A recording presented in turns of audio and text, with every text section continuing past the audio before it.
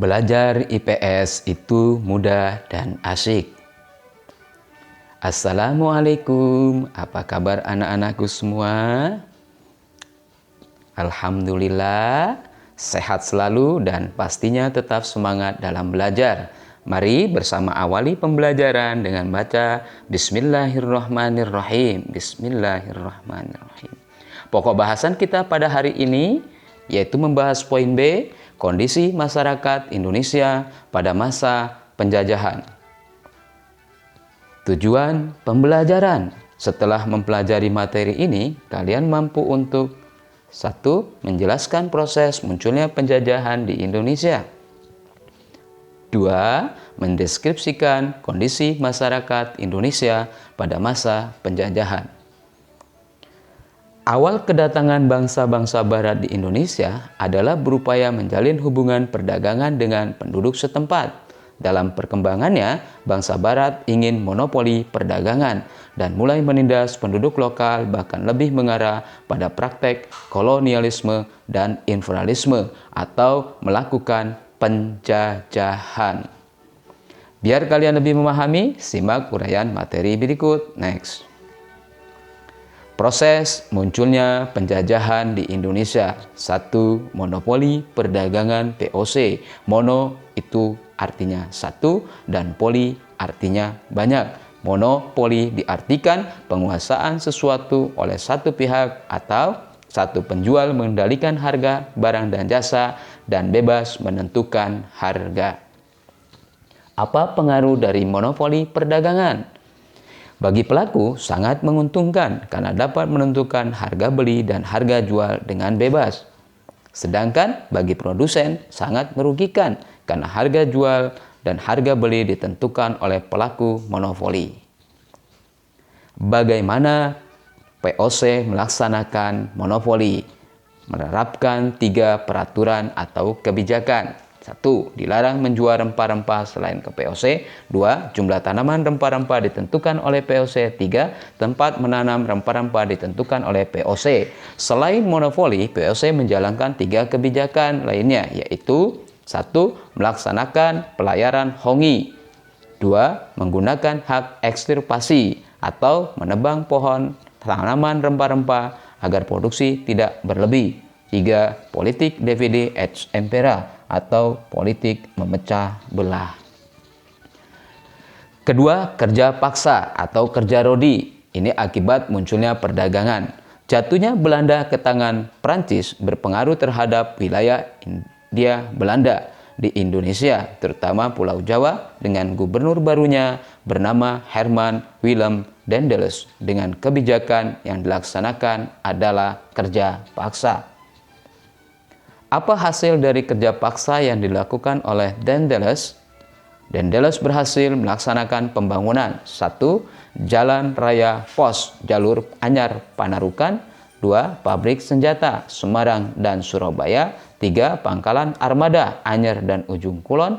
4. Benteng-benteng pertahanan. Dan 5. Perbudakan di perusahaan tambang dan perkebunan. 3. Sistem sewa tanah. Ini proses munculnya perdagangan di Indonesia. Kebijakan ini dilaksanakan oleh Jan Willem Jansen sebagai pengganti dari Daendels untuk memperbaiki keadaan wilayah ditinggalkan oleh Daendels. Akan tetapi dalam perjalanannya, JWJ tidak memiliki kecakapan seperti harapan pemerintah Belanda.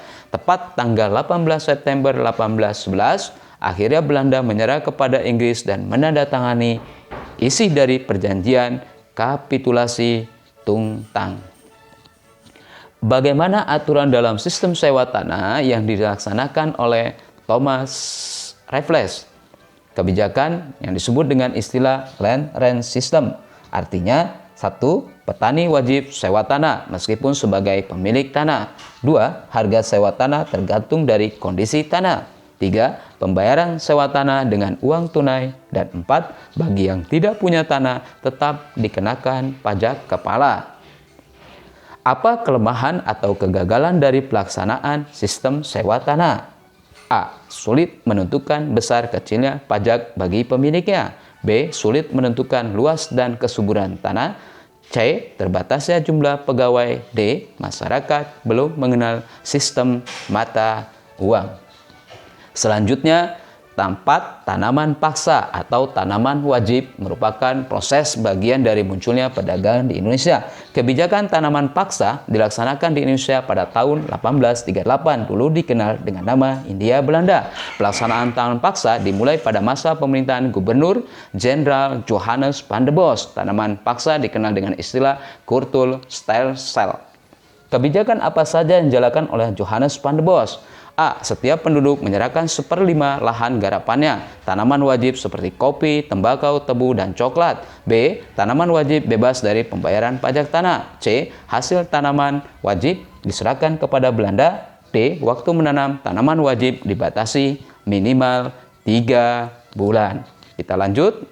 Yang E. Penduduk yang tidak memiliki tanah wajib bekerja selama 66 hari di perkebunan pemerintah. F. Pelaksanaan tanaman paksa sepenuhnya diserahkan kepada kepala desa. G. Bila terjadi kerusakan atau kegagalan panen, itu menjadi tanggung jawab pemerintah. Jika kesalahan itu tidak dilakukan oleh petani, tetapi oleh pemerintah. Kondisi masyarakat Indonesia pada masa penjajahan. 1. Monopoli perdagangan. Kondisinya, rakyat tidak memiliki kebebasan menjual hasil bumi ke pengusaha lain dengan harga yang lebih tinggi dari POC. 2. Terjadi penindasan dan penjajahan sebagai bagian dari rencana kolonialisme dan imperialisme. Berikutnya, kondisi masyarakat pada masa penjajahan yaitu di kondisi kerja paksa atau kerja rodi. 1. Tidak menerima upah atau gaji dari hasil kerjanya sehingga rakyat tetap menjadi sangat menderita. 2. Tidak menerima makanan, pakaian yang layak dan akhirnya meninggal dunia karena kelaparan dan penyakit. Yang ketiga, sistem sewa tanah. Kondisi masyarakat saat itu, rakyat tidak memiliki hak garap tanah walaupun tanah tersebut miliknya. 2. Hasil dari sewa tanah tidak seluruhnya digunakan untuk mensejahterakan atau memakmurkan rakyat Indonesia pada saat itu.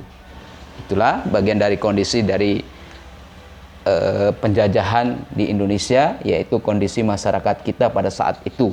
4. Tanaman paksa atau tanaman wajib. Kondisi masyarakat kita pada saat itu membayar pajak tanaman wajib sangat tinggi. 1/5 tanah penduduk wajib diserahkan kepada kolonial untuk tanaman ekspor. 3. Tingginya tingkat kematian akibat bencana, kelaparan, dan kekurangan gizi. Nah, 4 tadi merupakan kondisi masyarakat Indonesia pada saat penjajahan Hindia Belanda. Kesimpulan materi. 1. Proses munculnya penjajahan di Indonesia karena adanya pengaruh dari A. Monopoli perdagangan VOC di Maluku. B. Kerja paksa atau adanya kerja rodi di Pulau Jawa yang dipimpin oleh Gubernur Jenderal Herman William Daendels. Kita lanjut di kesimpulan materi berikutnya, yaitu sistem sewa tanah di seluruh wilayah Indonesia Hindia Belanda saat itu dipimpin oleh Gubernur Jenderal Thomas Stanford Raffles. D. Tanaman paksa atau tanaman wajib di seluruh Indonesia dipimpin oleh Gubernur Jenderal Johannes van der Bos. Itu 4 poin proses munculnya penjajahan di Indonesia. 2. Kondisi masyarakat Indonesia pada masa penjajahan. Kesimpulan materi yang kedua, sangat menderita, tersiksa, dan tidak memiliki kebebasan. Hal ini dikarenakan harga jual barang dagangan murah. 2. Gaji, upah tidak pernah diterima, kalaupun diterima jumlahnya sangat kecil. Itu kesimpulan dari yang kedua, kondisi masyarakat Indonesia pada masa penjajahan. Selanjutnya, kondisi masyarakat pada masa penjajahan. Yang ketiga, tidak memiliki lahan tanah yang luas karena 1/5 tanah telah diserahkan kepada penjajah dan digunakan untuk menanam tanaman ekspor. Itu kondisi yang ketiga dari masyarakat Indonesia pada masa penjajahan. Demikian uraian materi yang dapat Bapak sampaikan, dan bertemu kembali pada pembahasan materi IPS selanjutnya, yaitu pengaruh kependudukan Jepang di Indonesia. Ingat, baca dan pelajari untuk materi selanjutnya. Terima kasih. Bersama kita akhiri pembelajaran hari ini dengan membaca Alhamdulillahirabbil alamin. Alhamdulillahirabbil alamin. Assalamualaikum warahmatullahi wabarakatuh. Sehat selalu dan sukses. Terima kasih.